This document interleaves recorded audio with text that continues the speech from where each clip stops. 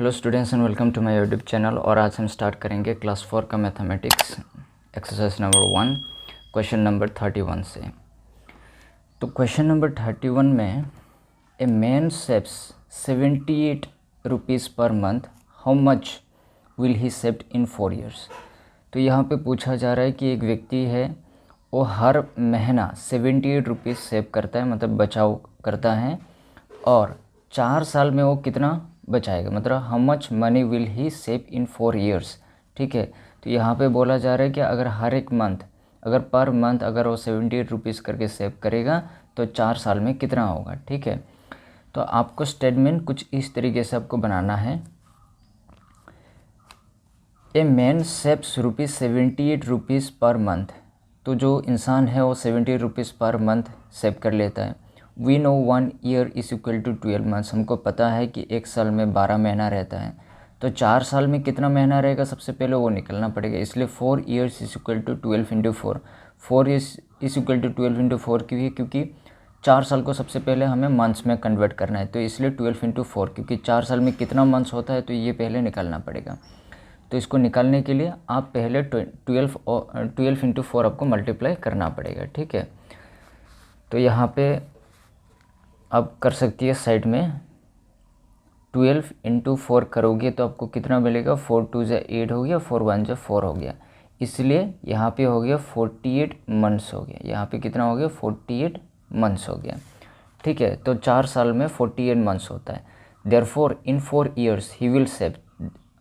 तो क्या होगा, 4 साल में वो कितना सेव करेगा, तो आपको करना पड़ेगा 78 रुपीज़ वो पर मंथ सेव कर लेता है, तो 48 मंथ्स में वो कितना सेव कर लेगा ये आपको निकालना पड़ेगा। तो ये भी आप पहले साइड में कर लीजिए। ठीक है, तो यहाँ पे मैं आपको करके दिखा रहा हूँ फ़िलहाल। तो ये हो गया 78 और यहाँ पे हो गया 48। ठीक है, इसको जब आप मल्टीप्लाई करेंगे तो 8 8 हो गया 64 और बचा कितना 6। तो 8 7 से 56 और 56 + 6 अगर आप प्लस करेंगे तो आपको मिलेगा 62। ठीक है, उसके बाद 8 4 जा 32, 3 बच गया है, और 7 4 जा 28, 28 + 3 अगर आप करेंगे तो आपको मिलेगा 31। तो उसके बाद जब इसको आप प्लस करोगे तो यहाँ पे 4 4 7 3, तो ये हो गया 3744। तो ये हो गया 3744 रुपीज़। ठीक है, तो यहाँ पे जो पूछा जा रहा था कि एक इंसान अगर 78 रुपीज़ करके पर मंथ अगर वो सेव करेगा तो 4 साल में कितना सेव करेगा, तो 4 साल में वो 3744 रुपीज़ सेव करेगा। ठीक है, तो ये होगा क्वेश्चन नंबर 31। अभी question number 32, 1 bale of cotton cost 789 rupees. तो यहाँ पे बोला जा रहा है बेल की मतलब एक बंडल या तो फिर एक पैकेज आप समझ सकते हैं कि मतलब एक बंडल पे 789। ठीक है, एक बंडल पे 789 कॉटन उनका प्राइस है। How much will 1 dozen bale cost. तो एक डजन का जो बेल कॉस्ट है वो कितना होगा। ठीक है, तो यहाँ पे पूछा जा रहा है, तो आपको पता होगा कि एक डजन के अंदर 12 होता है, मतलब 1 डजन इज इक्वल टू 12 होता है। तो सबसे पहले आप स्टेटमेंट कुछ इस तरीके से आप लिखेंगे। तो 1 bale of cotton cost rupees कितना होगा, 789। We know 1 dozen is equal to 12, क्योंकि पता है कि सबसे पहले आपको पता होना चाहिए कि एक डजन में 12 होता है।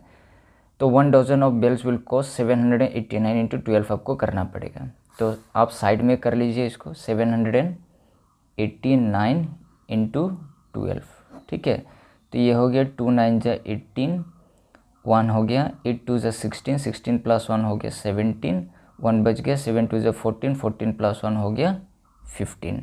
ठीक है, तो ये हो गया 1578। उसके बाद 1 9 जा 9, 1 8 जा 8 और फिर 1 7 जा 7। ठीक है, इसको जब आप प्लस करेंगे तो आपको कितना मिलेगा, यहाँ पे हो गया 8 और 9 और 7 जब प्लस करोगे तो आपको मिलेगा 16।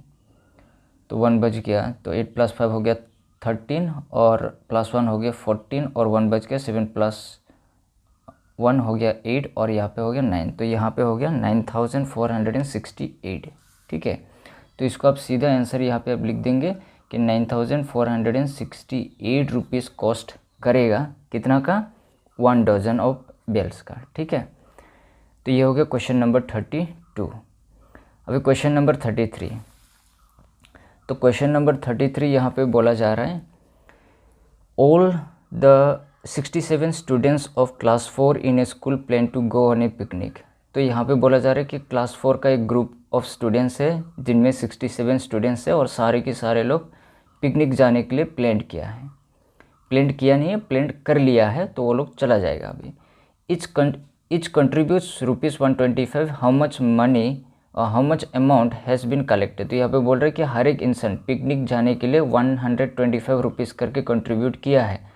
तो how much amount has been collected, तो टोटल कितना अमाउंट कलेक्ट हुआ। अगर एक एक इंसान अगर 125 रुपया करके दिया है तो टोटल कितना पैसा कलेक्ट हुआ है। तो इसका मतलब है कि 125 को अगर 67 से मल्टीप्लाई करेंगे तो टोटल अमाउंट आपको पता चल जाएगा कि कितना पैसा टोटल कलेक्ट हुआ है। तो सबसे पहले आप स्टेटमेंट कुछ इस तरीके से लिखेंगे कि number of students plan to go at picnic, कितना स्टूडेंट जाएगा 67, ठीक है। The total amount that has been collected 125 into 67 आपको करना पड़ेगा, ठीक है।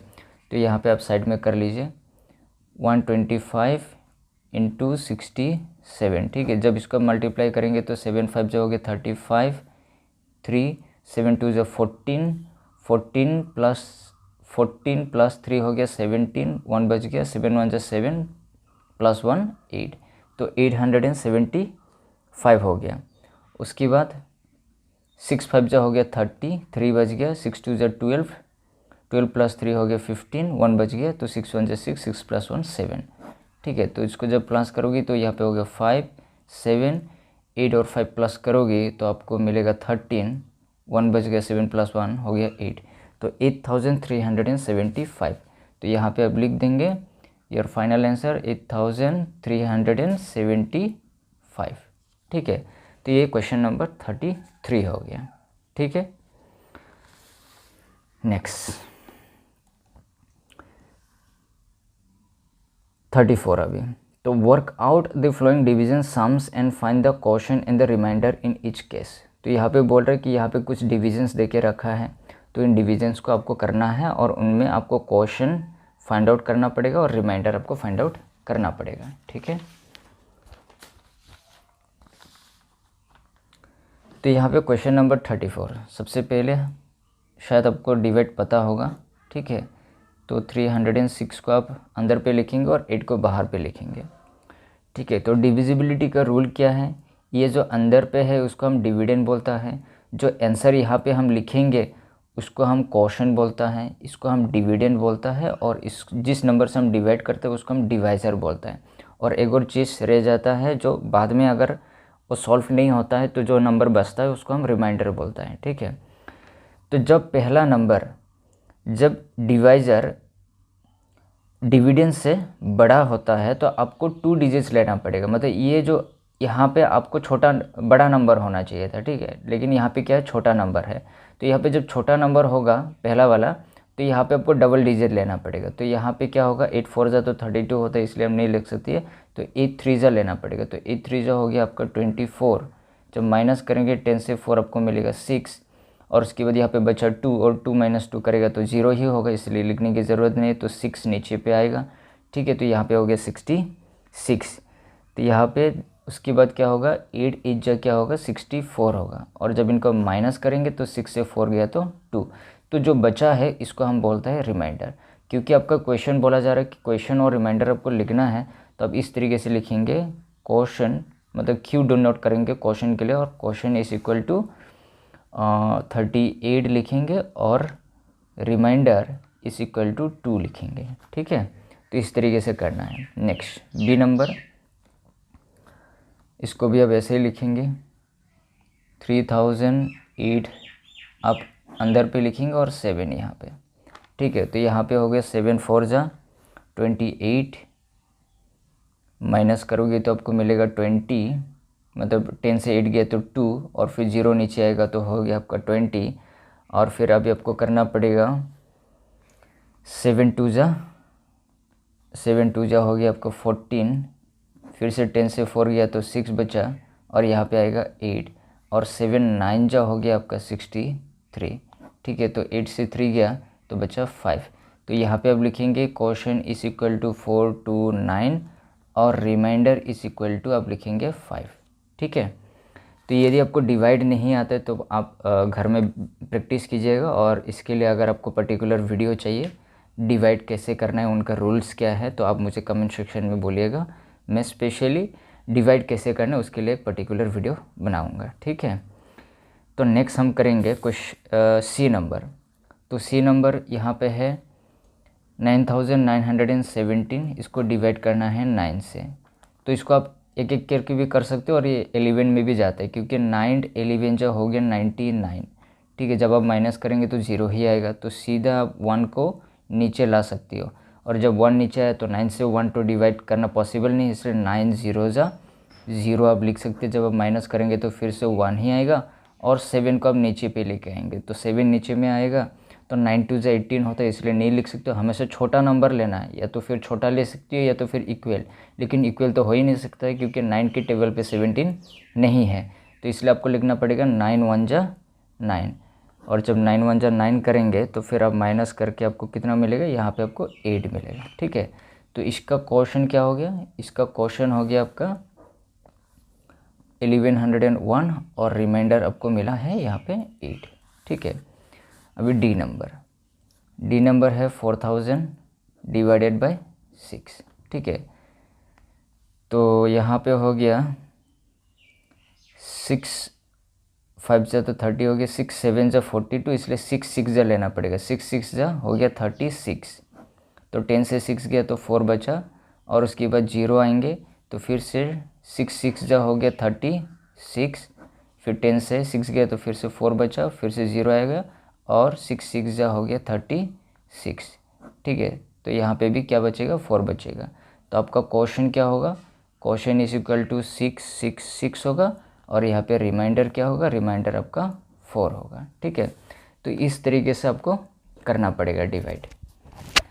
तो अभी नेक्स्ट क्वेश्चन नंबर 35। तो यहाँ पे बोला जा रहा है कि 7% together plaint A picnic if they collected 4158 rupees in all, how much was contributed by each person. तो यहाँ पे बोल रहा है कि 7 इंसान एक साथ पिकनिक जाने के लिए प्लानिंग किया है। अगर उन लोगों ने जो पैसा कलेक्ट किया, मतलब इन लोगों ने कुछ पैसा दिया है सातों मिल करके, तो सातों मिल करके जो पैसा दिया है वो हो गया 4158। अगर तुमको पता करना है कि एक व्यक्ति ने, मतलब एक इंसान ने कितना करके पैसा दिया है, तो 7 से अगर हम 4158 को डिवाइड करेंगे तो हमको पता चलेगा कि एक व्यक्ति ने कितना करके पैसा कंट्रीब्यूट किया है। तो अभी हम करेंगे 35 नंबर। तो यहाँ पे मैंने स्टेटमेंट पहले से ही लिखा है। तो 7% टुगेदरली कलेक्टेड, अब लिखेंगे 4158, तो each person contributed 4158 divided by 7। ठीक है, तो इसको अब डिवाइड करेंगे, साइड में डिवाइड कर लीजिएगा, 4158 डिवाइडेड बाय 7। तो यहाँ पे हो गया 7 5 जा 35, 7 6 जा 42, तो 7 5 लेना पड़ेगा, 7 5 जा 35। ठीक है, जब आप माइनस करेंगे तो यहाँ पे बचा 11, और 11 से 5 माइनस करोगी तो आपको मिलेगा 6 मिलेगा आपको। 7 5 जा 35, 7 6 जा 42, हाँ। फिर यहाँ पे हो गया 5, नीचे में आ गया आपका 5, तो यहाँ पे हो गया 7 8 जा 56, और 7 9 जा 63, तो यहाँ पे हो गया 7 9 जा 63। ठीक है, तो 5 से 3 गया तो यहाँ पे बचा 2, और यहाँ पे आ गया 8, और 7 4 जा हो गया 28। ठीक है, तो रिमाइंडर आपका 0। तो इसका मतलब है कि हर एक इंसान जो कंट्रीब्यूट किया है पैसा, हर एक इंसान ने जो पैसा कंट्रीब्यूट किया था वो है 594। तो इसका जो मेन आंसर है यहाँ पे आप लिख देंगे 594 रुपीज़। ठीक है, तो इतना पैसा उन लोगों ने कंट्रीब्यूट किया है, एक एक इंसान ने। तो ये हो गया आपका क्वेश्चन नंबर 35। तो स्टूडेंट्स, आई होप सो आपको समझ में आ गया है। तो आज इतना तक ही, तो अगली वीडियो में हम करेंगे 36 से आज हम लोगों ने 35 तक कंप्लीट किया है। और यदि आप मेरे चैनल को सब्सक्राइब नहीं किया तो प्लीज़ मेरे चैनल को आप सब्सक्राइब कीजिएगा, क्योंकि क्लास 4 का मैथमेटिक्स यहाँ पे पूरा सारे चैप्टर्स का सारे नोट्स आपको यहाँ पे आपको मिल जाएगा। तो थैंक यू सो मच।